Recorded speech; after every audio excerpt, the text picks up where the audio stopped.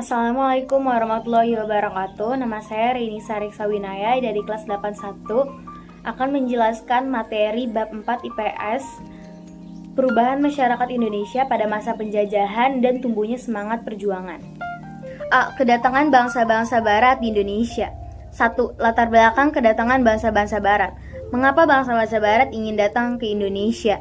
Pastinya mereka memiliki faktor pendorong yang membuat negara Eropa ingin datang ke Indonesia. Daya tarik Indonesia bagi bangsa-bangsa barat. Seperti yang kita ketahui, Indonesia ini kaya akan rempah-rempah, sedangkan di Eropa ini cenderung sulit untuk mendapatkan rempah-rempah. Maka dari itu, negara Eropa datang ke Indonesia untuk mengambil rempah-rempah.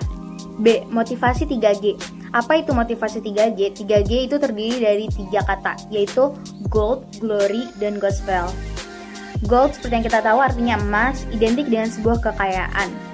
Lalu glory yang bermakna kejayaan bangsa. Dan yang ketiga adalah gospel, berarti keinginan bangsa barat untuk menyebarluaskan atau mengajarkan agama Nasrani, khususnya yaitu agama Kristen, ke bangsa-bangsa di Asia, Afrika, dan Amerika Selatan. Revolusi industri. Revolusi industri adalah perubahan secara menyeluruh dalam proses produksi yang ditandai dengan penggunaan mesin dalam kegiatan proses produksi. Yang semulanya menggunakan tenaga manusia dan hewan beralih menggunakan tenaga mesin. Salah satunya dalam kegiatan transportasi, penemuan mesin uap yang dapat dijadikan mesin penggerak perahu merupakan teknologi baru pada masa tersebut. Perahu dengan mesin uap merupakan penemuan yang sangat penting dan mendorong bangsa-bangsa barat untuk melakukan berbagai petualangan. Revolusi industri lainnya seperti kompas, mesin pemintal, dan lain-lainnya. 2. Kedatangan bangsa-bangsa barat ke Indonesia. Proses penjelajahan samudera bangsa-bangsa barat di Kepulauan Nusantara dimulai pada abad 25. Para pelaut Eropa mencoba membangun rute pelayaran untuk menemukan kepulauan penghasil rempah-rempah. Pada abad 26, bangsa-bangsa barat berhasil menemukan dunia timur. Dalam perkembangannya, bangsa-bangsa barat juga menjalankan praktek kolonialisme dan imperialisme. A. Kedatangan bangsa Portugis di Maluku. Penjelajahan bangsa Portugis diawali dengan menyusuri pantai barat di Afrika pada 1487. Setelah berhasil membangun goa di India pada 1510, Portugis pun datang ke Indonesia pada 1511 di bawah pimpinan Alfonso de Albuquerque. Dia berhasil menguasai Malaka dan menjalankan monopoli dagangnya.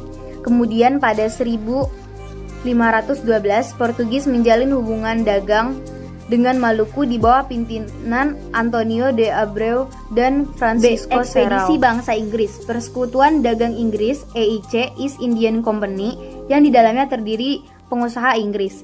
Pada 1557, Francis Drake bersama rekannya Thomas Cavendish memimpin rombongan penjelajahan samudera bangsa Inggris. Rombongan ini berhasil tiba di Ternate pada 1579. Namun, pengaruhnya tidak terlalu banyak seperti halnya Belanda. Hal ini disebabkan EIC terdesak oleh Belanda sehingga Inggris menyingkir ke India atau Asia Selatan dan Asia Timur. C. Kedatangan bangsa Belanda di Jayakarta atau Jakarta. Pada tahun 1595, armada de Houtman mengarungi ujung selatan Afrika.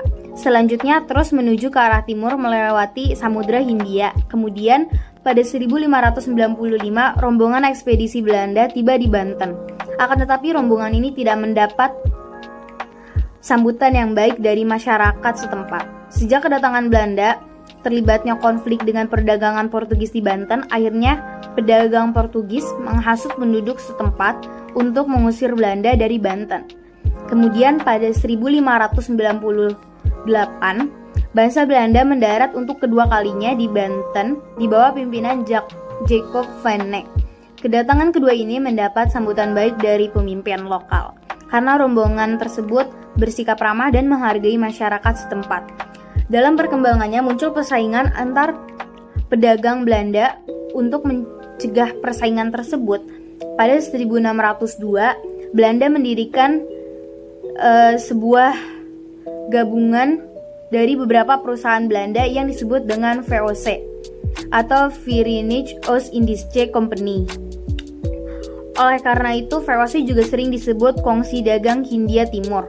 Gubernur Jenderal pertama VOC adalah Peter Booth, mendirikan pusat perdagangan VOC di Ambon, Maluku. Namun kemudian pusat dagang dipindahkan ke Jayakarta atau Jakarta karena VOC memandang bahwa Jawa lebih strategis sebagai lalu lintas perdagangan. Selain itu, Belanda juga menyingkirkan persaingan mereka dengan Portugis di Malaka. VOC yang ingin membangun pusat dagang di Jayakarta diizinkan oleh Pangeran Jayawikarta untuk membangun kantor dagang di Jayakarta. Selain diberikan izin kepada VOC, Pangeran Jayawikarta juga memberikan izin pendirian kantor dagang EIC. Namun pada 1615, Jan Pieter Zoon Koen selaku Gubernur Jenderal VOC yang baru membujuk penguasa kerajaan Banten untuk memecat Pangeran Jayawikarta dan mencabut izin pembangunan atau dagang Inggris di Jayakarta. Kemudian pada 31 Mei 1619, keinginan VOC dikabulkan oleh Raja Banten. Kemudian VOC leluasa melakukan kegiatan karena dia diberi kelonggaran oleh penguasa Banten dalam pengembangannya. JP Koen membangun kota Batavia di atas reruntuhan kota Jayakarta. Sejak itu Batavia berkembang menjadi pusat kekuasaan VOC di Pulau Jawa. VOC juga mendirikan benteng sebagai tempat pertahanan, juga pusat kantor dagang dan pemerintah. Pengaruh ekonomi VOC semakin kuat dengan memilikinya hak monopoli perdagangan. Pada masa inilah yang menjadi sandaran perluasan kekuasaan Belanda pada masa selanjutnya. Kondisi masyarakat Indonesia pada masa penjajahan. 1. Pengaruh monopoli perdagangan VOC. Monopoli perdagangan di Indonesia berkaitan dengan Kongsi Dagang Hindia Timur atau VOC. VOC melakukan monopoli perdagangan rempah-rempah di Kepulauan Maluku. Dalam usahanya, pelaksanaan monopoli VOC menetapkan beberapa peraturan berikut. A. Rakyat Maluku dilarang menjual rempah-rempah selain kepada VOC. B. Jumlah tanam rempah-rempah ditentukan oleh VOC. C. Tempat menanam rempah-rempah ditentukan pula oleh VOC. Selain monopoli, VOC juga mengadu domba antar kerajaan hingga terjadinya perang antar kerajaan. Kemudian pada akhir abad 28, VOC mengalami kebangkrutan karena korupsi dan manajemen perusahaan yang kurang baik. Akhirnya pada 13 Desember 1799 VOC resmi dibubar. 2. Pengaruh kebijakan kerja paksa. Rakyat Indonesia dipaksa untuk membangun sebuah jalan yang disebut dengan Jalan Raya Pos. Jalan tersebut membentang sepanjang 1000 km dari Kota Anyer hingga Panarukan. Jalan tersebut dibuat untuk mempertahankan Pulau Jawa dari serangan Inggris. Jalur Anyer Panarukan ini dibangun untuk kepentingan militer pemerintah kolonial. Selain itu, ini juga digunakan untuk sebagai penghubung kota-kota penting di Pulau Jawa yang menghasilkan tanaman ekspor. Selain pembangunan jalan, juga ada A. Pembangunan pabrik senjata di Semarang dan Surabaya. B. Pembangunan pangkalan armada di Anyer dan Ujung Kulon. C. Pembangunan benteng-benteng pertahanan. D. Pembudakan di berbagai perusahaan tambang dan perkebunan. 3. Pengaruh sistem sewa tanah. Sistem sewa tanah berkaitan erat dengan masa pemerintahan Thomas Stamford Raffles di Pulau Jawa. Sistem sewa tanah atau land rent system antara lain: A. Petani harus menyewa tanah meskipun dia adalah pemilik tanah tersebut. B. Sewa tanah tergantung pada kondisi tanah. C. Pembayaran sewa tanah dilakukan dengan uang tunai. D. Bagi yang tidak memiliki tanah dikenakan pajak kepala. Dalam pelaksanaan sistem sewa tanah pastinya memiliki sebuah kegagalan. Penyebab kegagalannya antara lain: A. Sulit menentukan besar kecil pajak bagi pemilik tanah karena tidak semua rakyat memiliki tanah yang sama. B. Sulit menentukan luas dan tingkat kesuburan tanah petani. C. Keterbatasan jumlah pegawai. D. Masyarakat desa belum mengenal sistem uang. 4. Pengaruh sistem tanam paksa. Pengaruh sistem tanam paksa. Pada tahun 1830, Johannes van den Bosch menetapkan sistem tanam paksa atau kultur stelsel. Contoh-contoh penekanan dan pemaksaan terhadap rakyat Indonesia antara lain: A. Menurut ketentuan, tanah yang digunakan untuk tanaman wajib hanya 1/5 dari tanah yang dimiliki rakyat. Namun kenyataannya selalu lebih, bahkan sampai 1/2 bagian dari tanah yang dimiliki rakyat. B. Kelebihan hasil panen tanaman wajib tidak pernah dibayarkan. C. Waktu untuk bekerja wajib melebihi dari 66 hari dan tanpa imbalan yang memadai. D. Tanah yang digunakan untuk tanaman wajib tidak dikenakan pajak. Setelah mengalami kesulitan hingga bertambahnya jumlah kematian dari negara lain, bahkan Belanda juga menentang kegiatan tanam paksa ini. Kemudian pada 1870 keluar Undang-Undang Agraria yang menegaskan bahwa pihak swasta dapat menyewa tanah, baik tanah pemerintah maupun tanah penduduk. Tanah-tanah yang dapat disewa selama 5 tahun, ada juga yang disewa sampai 30 tahun. Pada tahun yang sama keluar Undang-Undang Gula yang berisi larangan mengangkut tebu keluar dari Indonesia. Tebu juga harus diproses di Indonesia. 5. Perlawanan terhadap kolonialisme dan imperialisme. A. Perlawanan terhadap persekutuan dagang. 1. Sultan Baabullah mengusir Portugis. Pada tahun 1565, Sultan Hairun berhasil menyatukan rakyat dan mengobarkan perlawanan. Kemudian Portugis pun menawarkan perundingan kepada Sultan Hairun. Lalu pada 1570 di Benteng Sao Paulo terjadi perundingan antara Sultan dan Portugis.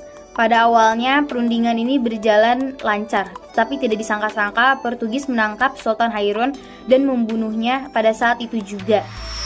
Sultan Baabullah, putra Sultan Hairun pun langsung bersikap gagah melanjutkan perjuangan ayahandanya dengan memimpin perlawanan. Dan akhirnya Ternate dan Tidore pun bersatu untuk menyerang Portugis yang pada akhirnya pada tahun 1575 Portugis berhasil diusir dari Ternate. 2. Perlawanan Aceh. Pada 1629 mencoba menaklukkan Portugis, tetapi penyerangan yang dilakukan Aceh ini belum berhasil mendapatkan kemenangan. Meskipun demikian, Aceh masih tetap berdiri sebagai kerajaan yang merdeka. 3. Ketangguhan Ayam Jantan dari Timur. Sultan Hasanuddin atau yang dikenal sebagai Ayam Jantan dari Timur adalah seorang raja Goa di Sulawesi Selatan. Suatu ketika, kerajaan Goa dan Bun berselisih paham. Hal ini dimanfaatkan oleh VOC untuk mengadu domba kerajaan tersebut. Kemudian pada 1666, Bun menang karena dapat dukungan dari VOC. Pada 18 November 1667, Sultan Hasanuddin dipaksa menandatangani Perjanjian Bongaya. Perjanjian Bongaya adalah perjanjian antara Sultan Hasanuddin dan VOC. Isinya adalah A. Belanda memperoleh monopoli dagang rempah-rempah di Makassar. B. Belanda mendirikan benteng pertahanan di Makassar. C. Makassar harus melepas daerah kekuasaannya berupa di daerah luar Makassar. D. Aru Palaka diakui sebagai Raja Bon. 4. Serangan Mataram terhadap VOC.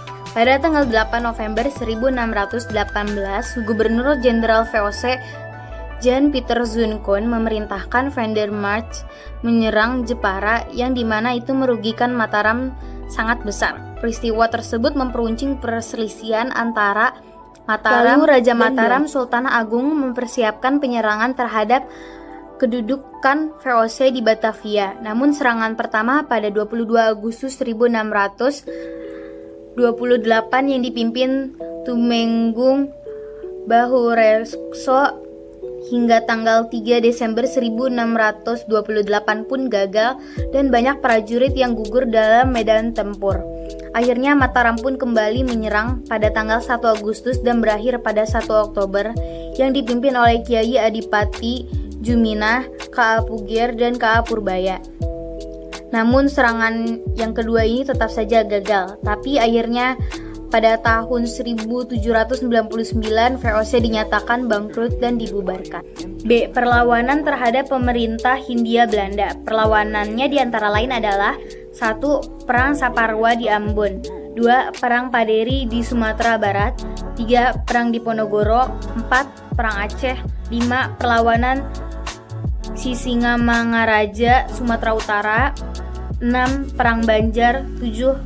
Perang Jagaraga di Bali. C. Tumbuh dan berkembangnya semangat kebangsaan. 1. Latar belakang munculnya nasionalisme Indonesia adalah A. Perluasan pendidikan. B. Kegagalan perjuangan di berbagai daerah. C. Rasa senasib dan sepenanggungan. D.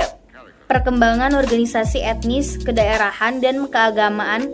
Berkembangnya berbagai paham baru. F.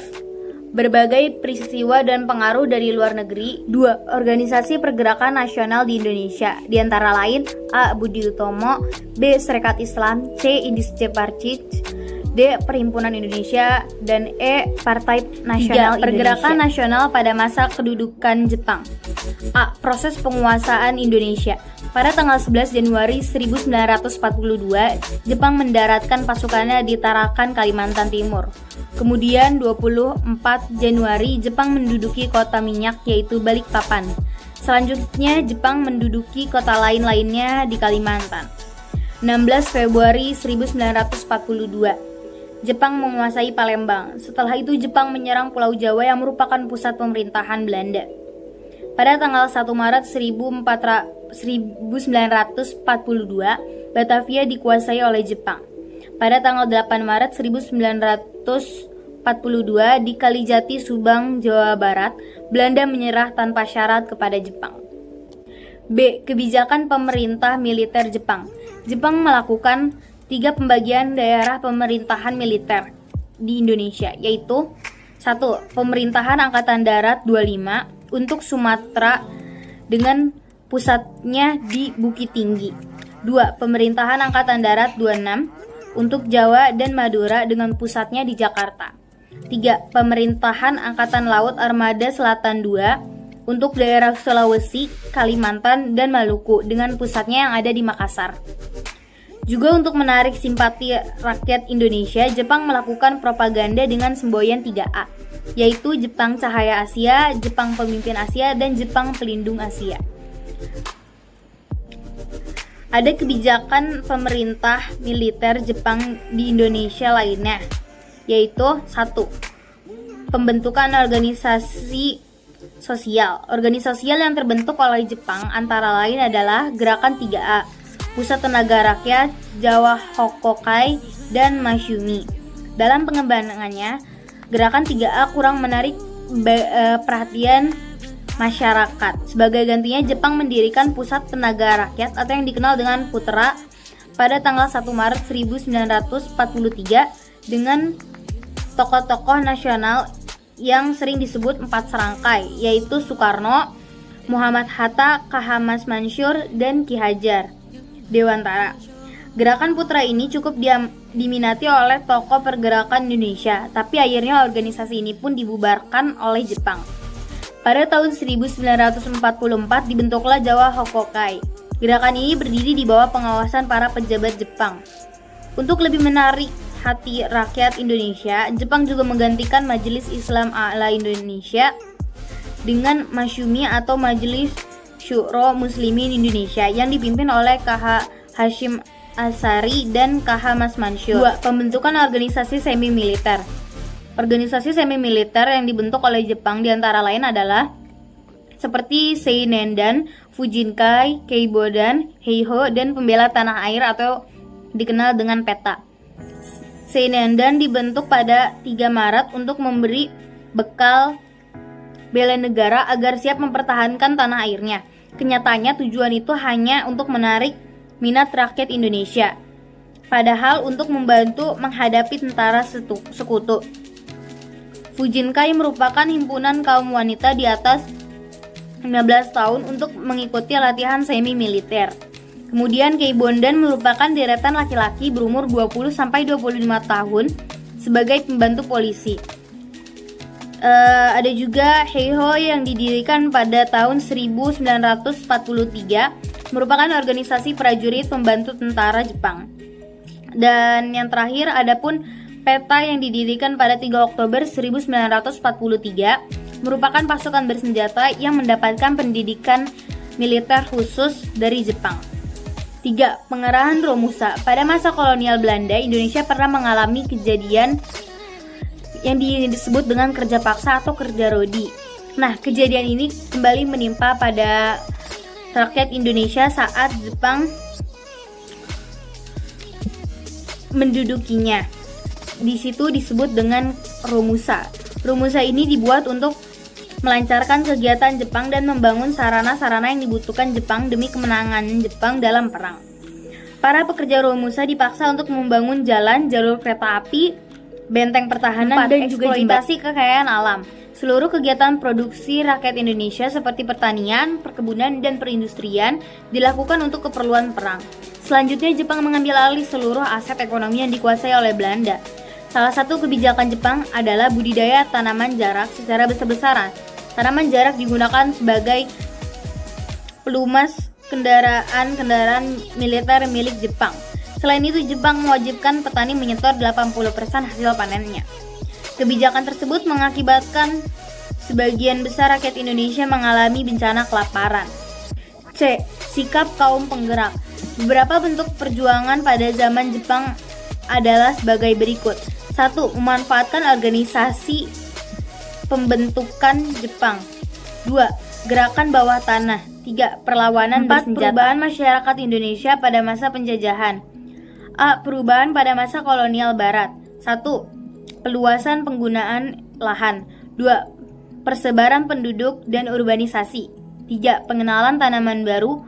4. Penemuan tambang-tambang. 5. Transportasi dan komunikasi. 6. Pengembangan kegiatan ekonomi. 7. Mengenal uang. 8. Perubahan dalam pendidikan. 9. Perubahan dalam aspek politik. 10. Perubahan dalam aspek budaya. D. Perubahan masyarakat pada masa penjajah Jepang. 1. Perubahan dalam aspek geografi. 2. Perubahan dalam aspek ekonomi. 3. Perubahan dalam aspek pendidikan. 4. Perubahan dalam aspek politik. 5. Perubahan dalam aspek budaya. Sekian dari penjelasan saya, kurang lebihnya mohon maaf bila ada salah kata. Wassalamualaikum warahmatullahi wabarakatuh.